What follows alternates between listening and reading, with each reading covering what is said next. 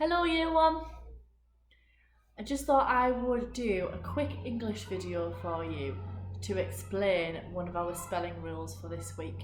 Now it's quite tricky, so please do not worry if you're finding it really challenging at home. So I'm going to go through it now with you, okay?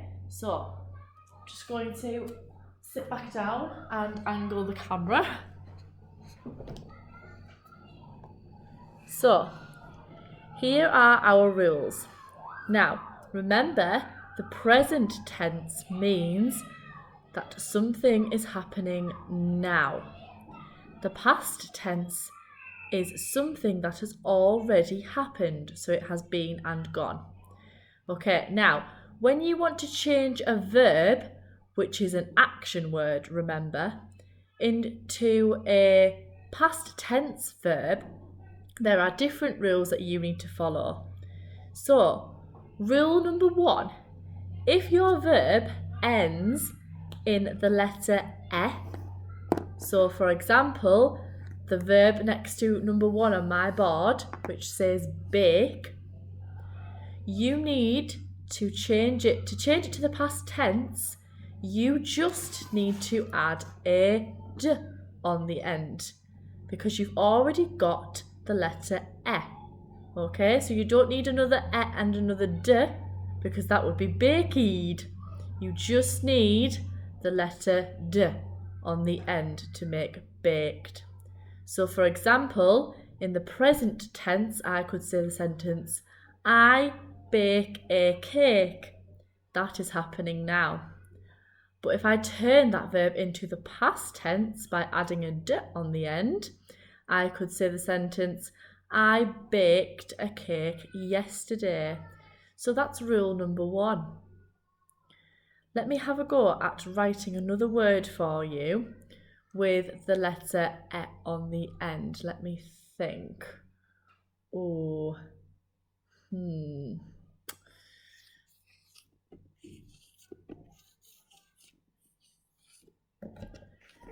This one here.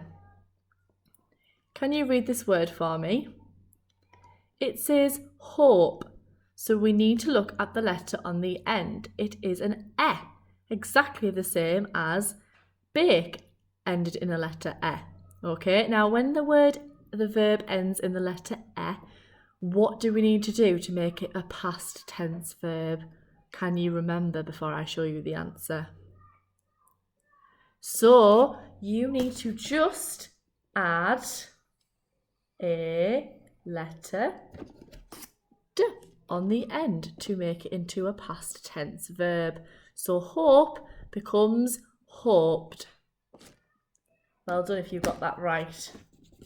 Just rub that off on my board and let's have a go at rule number 2 now. So rule number 2 is for verbs that end in the letter curly K. So for example, have a look at the number 2 and the word next to it. Have a go at reading it. It says panic. And the one underneath says mimic. If you don't know what the word mimic means, it means to copy somebody. Okay, you're mimicking somebody, you are copying off somebody. Now, when you've got a word that has the letter curly K on the end, you've got to add an extra letter and then remember to put ed on the end. Now think of Ed as a person. He does not like to be missed off past tense verbs. So if you miss him off, he'll be super cross. So you've got to remember to put ed on the end of the verbs when you're changing them to past tense. But not all of them though, but some of them you do, okay? So, for example, the word panic, okay? If you follow the arrow along, it now says panicked. And I've added a red kicking K next to the curly K and then remembered to add ed on the end to change it to past tense. So when there's a curly K at the end of a verb, you've got to add a kicking K, then add ed, okay? Hold on. When you do the next one, okay, this one, I'll just show you this one. So, see if you can remember it. So we've got this one here, okay? Can you remember the rule when it has a curly K on the end of it? So you've got to add a kicking K, and then don't forget to add ed on the end. So it's just going to look like this. Okay, so there's my kicking K and there's ed on the end. Our next one, our rule number 3, is for words that have the letter y on the end. So for example, the word marry. So I've circled the letter before the letter y, okay, because it's important. Now, before I start explaining this one, can you remember the vowels in the alphabet? So the vowels are the letter a, e, o. So it's a, e, I, o, u. So I've circled, in the word marry, I've circled the letter before the y, which is a Now, is a vowel or a consonant? It's a consonant. So if there is a consonant before the letter y, you have to change the letter y into an I. So change the Y into an I. That's a good way to remember it. So if I've got marry, it's going to become married, and that Y changes into that red I on the other side to make it past tense. But this is where it gets tricky. Underneath the word stay, okay, when you write the word stay, I've circled the letter before the Y, which is an A. Okay, now the A, is it a vowel or is it a consonant? It is a vowel, okay? So if there's a vowel before the letter Y, okay, you need to just add ed on the end, okay? So that's quite straightforward. Rule number 4. This is where it gets super hard. So I'm going to write this one on my whiteboard for you.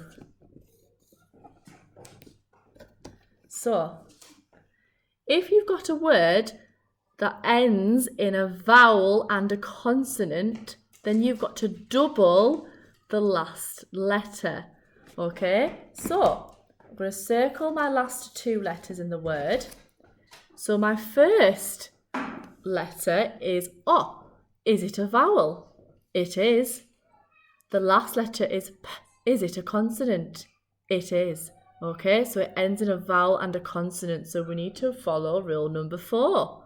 So I need to double the last letter.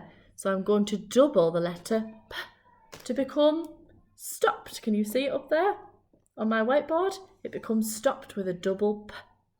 And I've done another example underneath with jog, which changes to jogged. You have to double the G because you've got a vowel O and a consonant G. So you've got to double the G and then add ed. Don't forget to add ed. Finally, we've got our rule number 5. Okay, so this one is common with many words. So most words, all you have to do is add the ed. Okay, but you can check this, for example, with the word wish. The word wish ends in a consonant and a consonant. Okay?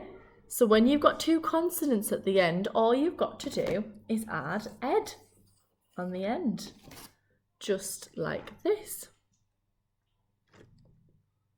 Okay, so they are the 5 rules, okay, when you're adding ed to make a verb the past tense. So today I did set you a little time machine activity, okay, where you've got to cut out the verbs that are already in the present tense and you've got to turn them into the past tense and write them on the blank cards. So what I would like you to do is have a look at the PowerPoint or watch this video again or look at the board with the rules on it, okay, and have a go at changing those verbs into the past tense when you're adding ed. Try your best to remember the rules. And if you need to check the rules, that is absolutely fine because it is so hard and we need to just practice and practice until we get it correct. So I hope that that's explained it a bit better for you, Year 1, and I hope you're working super hard at home. It's nice to be able to do a video for you. So keep working so hard, have a go at it. Okay, it's tricky, but we're going to keep practicing it throughout this week, okay? Goodbye.